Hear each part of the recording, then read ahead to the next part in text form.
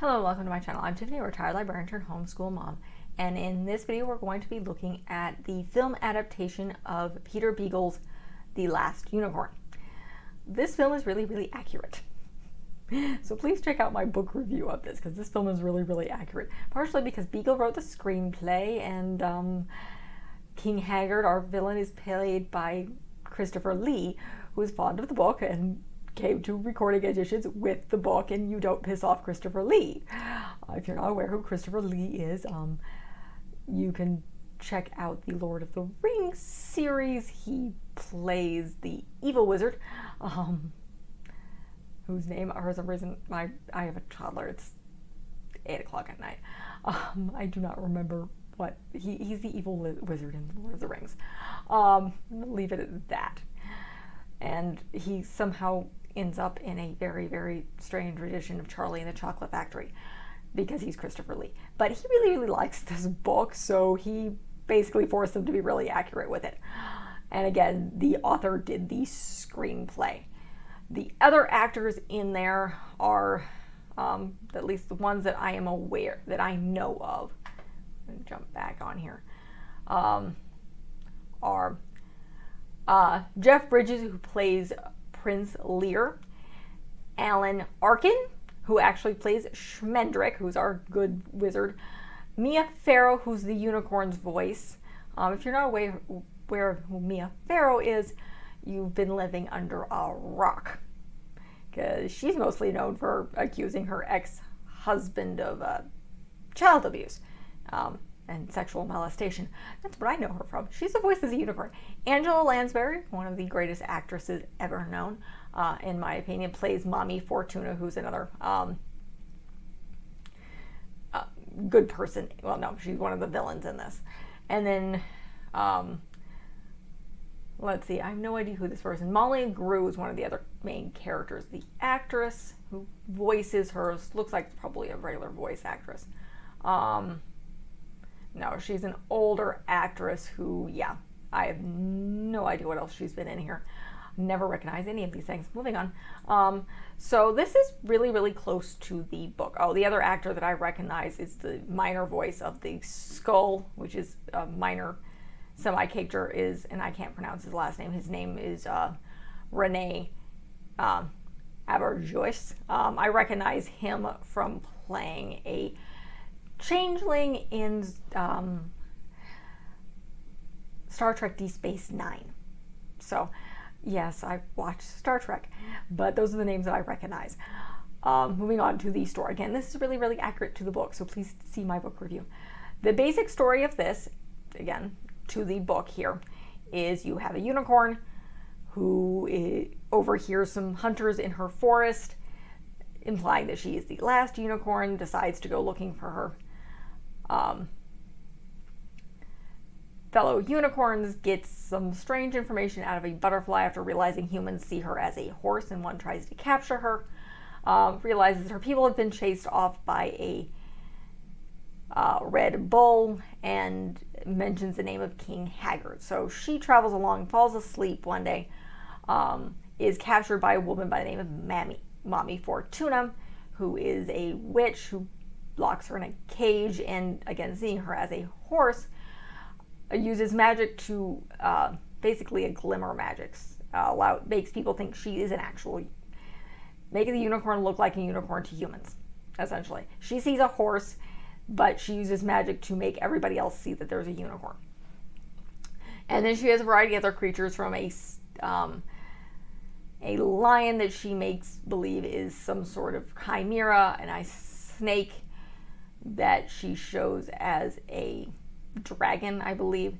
And then she has an actual creature by the name that is a, and why is my brain completely disappearing here? A harpy. There we go. I did the book review a couple hours ago. So, which is an actual evil creature. This is a bit of a difference here. In the book, she's a half woman, half vulture. In the book, she's a vulture with 3 boobs. Yeah. There's a boob problem in this film that's not in the book. the vulture thing has boobs. It's not shown that much, but it's there as a pre-warning to your children. Moving on. So Smedrick, in there, you also get introduced to Smedrick, who's a magician. And he tries to rescue the unicorn, first by magic, and then, he has the keys. So he uses the keys after nearly shrinking her cage. And she releases all the other creatures, including the harpy, who then proceeds to go after Mommy Fortuna. And at this point, Smedrick's like, we need to run. And this is true to the book. And she's like, follow me. Do not run from immortal creatures. It attracts their attention. Just walk quietly away. So that's what they do. And he begs to go with her because it's like, where are you going? It's like, I'm trying to find my people. I need to go to Haggard and find this red bull. So he goes with her. They get to the edge of Haggard's realm, and he hears bandits and says, run. And he's eventually captured and is kind of liked by the bandits, but then he needs to escape the bandits, and he creates a magic image of Robin Hood and his men, and a lot of the bandits go chasing after them, except for the head bandit and his second person, and they get pissed and tie Smedrick to a tree and then leave. Smedrick tries to magic his way out, and then you have the other boob problem. He makes the tree fall in love with him, and boobs. So yes, you get tree boobs in here. So he's stuck in a bunch of tree cleavage. It's a little bit weird. He calls for the unicorn. The unicorn comes and rescues him and turns the tree back into a tree and no longer an animated thing that's trying to capture him. There are no boobs in the book. That's a film-only thing. No boobs in the book. Moving on. As they're leaving, they run into the bandit's wife, Molly, who's upset with the unicorn because she wanted a unicorn to come rescue her when she was a young maiden. She decides to go along with them. Smedrick remembers all sorts of things about Haggard, and they approach the realm there. The Red Bull comes out. He chases the unicorn. Smedrick eventually uses magic to turn her human. And this is not a good thing, because now she's mortal. And that's a problem. You turn an immortal creature mortal. And now she's a young woman. And Molly's pissed off at him. The unicorn's not particularly happy, but they don't think, it's like, I don't know what else to do here. Sorry, yawning. It's 8:30 at night. I have a toddler. Moving on. So they go to Haggard's castle, and he has a son, and they're approached by the men-at-arms. Turns out it's basically Haggard and his son, because Haggard is cheap and has nobody. Smedrick convinces him to allow him to replace his current magician, and because his current magician is good and Smedrick is bad and Haggard is bored, he dismisses his old magician and basically takes on Smedrick. And they spend time trying to figure out how to get to the Red Bull, why Prince Lear slowly falls in love with the unicorn, who Smedrick is claiming as his niece. He does all sorts of hero things, chasing dragons and various monsters and doing all sorts of hero things, because this is a fantasy realm that's very much aware of itself. So he's doing all sorts of hero things, and he can't impress her. And Haggard eventually realizes, like, you're an actual unicorn, and explains to her that he had the Red Bull because unicorns are the only thing that made him happy, chase them all capture them and chase them all into the sea. And somehow, for some reason, they are stuck in the sea because they cannot step on land. Because, apparently unicorns can't swim. It doesn't really explain how their terrestrial creatures are surviving in the water. Because they're not fish, and how they can't move somewhere else and get out of the water. No explanation, either in the film or in the book. But again, they're stuck on the tides for Haggard's happiness, and they're afraid of the Red Bull. So, moving on. Eventually, Smedrick and Molly figure out through this skull creature, who talks in riddles, eventually tells them how to get into the cave of the Red Bull. Lear goes with them. Smedrick has to chase off King Haggard. He eventually destroys the clock, which is the entrance to this cave. So Lear Smedrick, Molly, and our unicorn are now in this cave, and the only way out is through the entrance of the Red Bull. The Red Bull shows up, realizes that this human girl is a unicorn, goes after her. Smedrick turns her back into a unicorn. Again, she's being chased. Lear tries to rescue her. He's killed. The unicorn gets ticked and starts standing up for herself and chasing and basically challenges the Red Bull, who backs off and gets stuck into the sea. And you have a whole big scene where all these unicorns come out of the sea, and Haggard dies because his castle collapses. And then the unicorn shows up, and Lear has been killed by the unicorn, or by the Red Bull. She brings him back, and then leaves, which kind of saying it's like she'll always remember. Lear wakes up. He's a king. Yawning. He bids goodbye to both Molly and Smedrick and goes off to be a king, and do things that he does. The unicorn comes back to Smedrick and tells him, I am different. I'm afraid to kind of go home because I am the only because I have been human, and part of me will always be human, and I now know how to feel regret. And he's like, I'm sorry, I have done you evil. And she's like, no, there are unicorns in the world again, and I don't necessarily am mad at you for making me feel regret. And then she leaves, and him and Molly basically seem to be in love and go off together. And for some reason, Molly is not wearing shoes. I don't think Smedrick is wearing shoes in this. It's the animation. It's very, very weird. But that's the end of the story. It's very, very good. There's a lot of musical numbers that, again, are not found in the book because it's a film. It's a Rankin and Bass film, if you're not familiar with them. I've done another video on back in December, if you want to check that out, on, my brain is not working, The Life and Adventures of Santa Claus. So that is another Rankin and Bass. They're also responsible for all those stop motion animation Christmas films with Rudolph the Red-Nosed Reindeer. They were very, very good. They just went bankrupt for various reasons because they made bad choices. But this is very good. It's very, very accurate. There was a couple things they cut out. The whole cursed village of that, basically it's part of Haggard's realm, is completely cut out, and Lear's father and being abandoned as a baby and kind of thing, and the witch's curse on his castle, all that is cut out of the book, out of the film.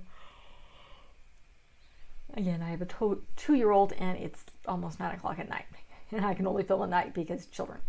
So, but I'm trying to think if there's any other. There's a few other little things that are cut out. I think there's more creatures at Mommy Fortuna's carnival.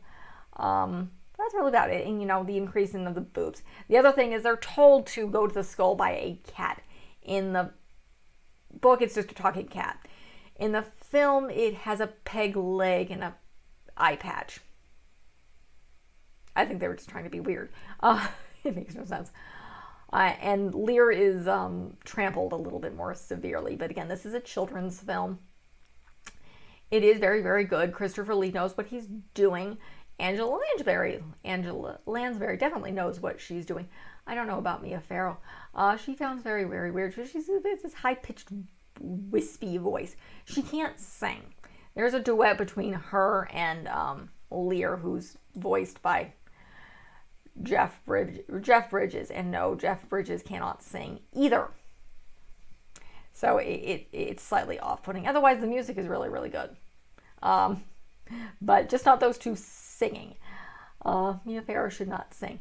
And this came out, this is old. Admittedly, this is very, very old. 1982. So technically this came out before I was born. It came out in 1982. So this is very old. So Jeff Bridges was a heck of a lot younger. So that's why he's able to play a younger character. Because again, this was close to 40 years ago. So it was a very, very long time ago. All these people were very young. So again, fantastic film. Very, very family friendly. This is definitely a family friendly. I'm pretty sure this is just rated P. Yeah, this is G. So this is rated G. So yeah, it's as long as your kids don't scare easy, because again, you have this giant red bull, and it's animation, it's not going to scare you kids at all. I don't think, even me, who was a very easily scared kid, would not have been afraid of this film. So good for the entire family, very family friendly. The book is fantastic. I say that in my book review. The film is very good. Highly recommend it. I believe you can definitely, I have it up on Amazon. Is it pulled up on Amazon here? No. I know you can get it on Amazon. I rented it through my public library in digital form. So that's the reason I don't have a physical copy, because I borrowed it. I was able to get it through my library in digital form, so it's a little bit easier. So just makes editing these things a bit of a pain in the butt, because I'll have the image in the corner there. So that's pretty much it. There's not much else to say. This is a good fantasy film. It's a good introduction to fantasy film. I highly recommend you checking out my video on the book. Highly recommend checking out the book. So if you like what you see, like and subscribe. I do a lot of the family films. I do a lot of the children's books. This is a little bit of a longer book when I covered the book, more of a chapter book. I do have a tendency to do a lot of children's picture books and a variety of other older, mid-range family, mostly family-focused film reviews. I do a sprinkling of non-religious, secular homeschooling stuff, but I have a toddler right now, so we're not fully getting into that. I do a whole video on laws, so if you want to check those homeschooling laws out, and a sprinkling of travel videos, particularly focused on family travel. But this is being filmed in 2021 in August. So we are still on uptick of the COVID-19 pandemic, so we're not doing a lot of traveling. I do have a couple that, as of this video, are already posted on toddler with traveling on planes, because we did take a trip this past summer to visit family.